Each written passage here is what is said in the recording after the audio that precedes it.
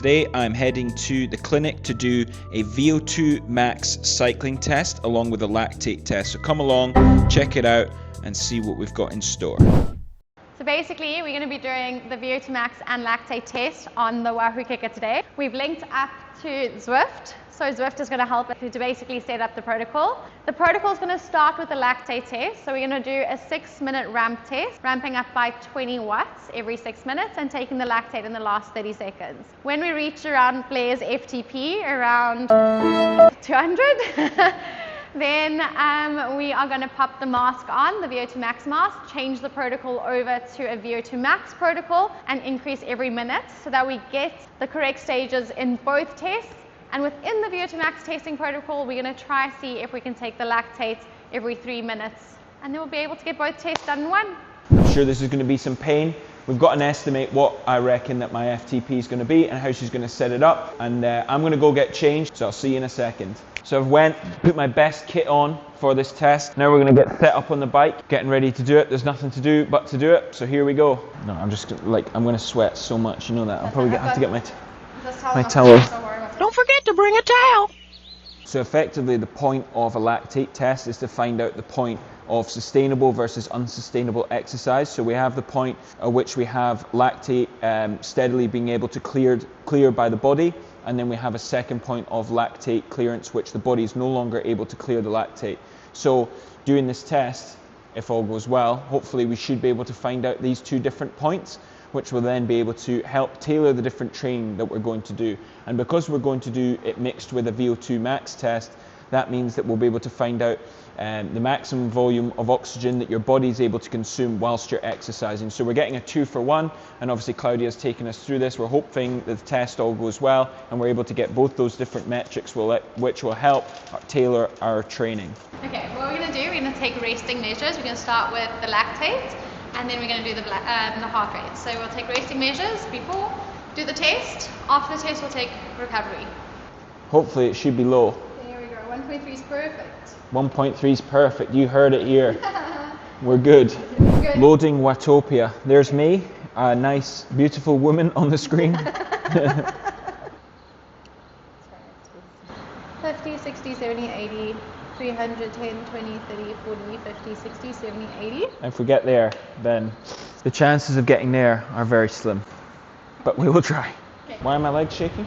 Is this on erg mode? So it should be like... So no matter how fast you cycle, it goes 100. It literally says 100. So we're just coming up to 6 minutes at 160 watts, finishing. 30 seconds left. So 138 heart rate. So until now we've been at 1.8 millimoles lactate. So now we're interested to see what we're at now. We estimate that this might be near my LT1.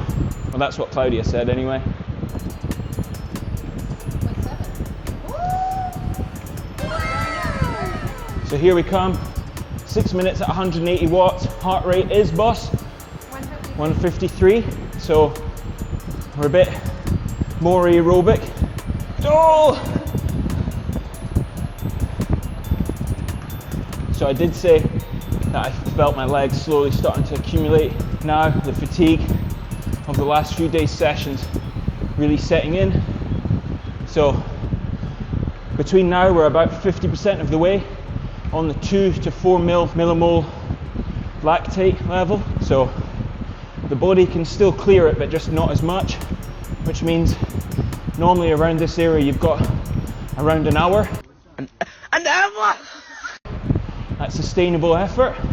However, in about 4 minutes time, we're going to go ramp up in 1 minute intervals. Let's see how long we last here. Yep. What's your heart rate? 167. VO2 max is 37.4. 37. One time. Nice.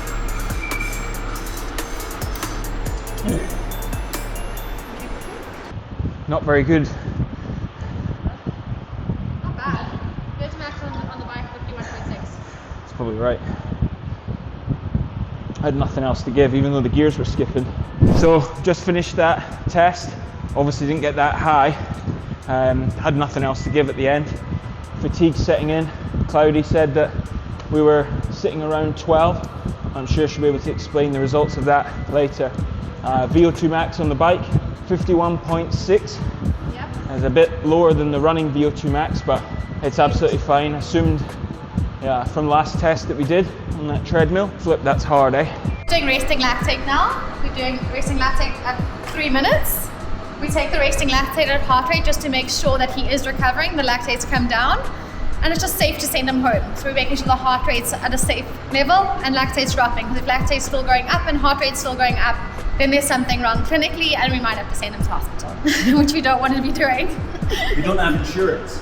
So that's the test finished. I put my absolute best effort in there. However, with all the training that's been going on recently, the legs weren't exactly where I thought they'd be. The VO2 max, I mean, it's not really overly important. It was more just to test the functionality of the test. But Claudia's going to give us the debrief now on the lactate test. Really, really difficult to do that test, and legs were really feeling it.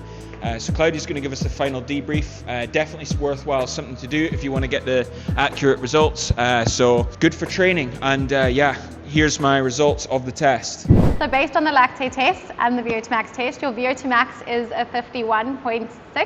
Right. And then your lactate results, so basically if we look at lactate LT1 being at around 2 mils, yours would fall at like a wattage of 175 to 180 watts, heart rate of 145 to 150.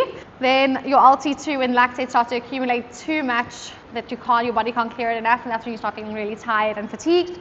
That's around a watts of 200 to 220, I would say. And then that's where your heart rate's around 169. Okay. So also where your lactate around 3.7 to like 4.3. Okay. So somewhere in those regions. So basically from this we'll create your training zones, and then you can train specifically to you. Thank you very much. Pleasure. Cheers, thank you. Well, hopefully you've enjoyed that. Thanks very much for Claudia taking us through those tests. And if you're going to get more accurate zones and you want to come in and do one of these tests, but be prepared because the test is very difficult, and you probably won't want to walk for a couple of days. But thanks very much for watching. Appreciate it, and I'll catch you on the next video.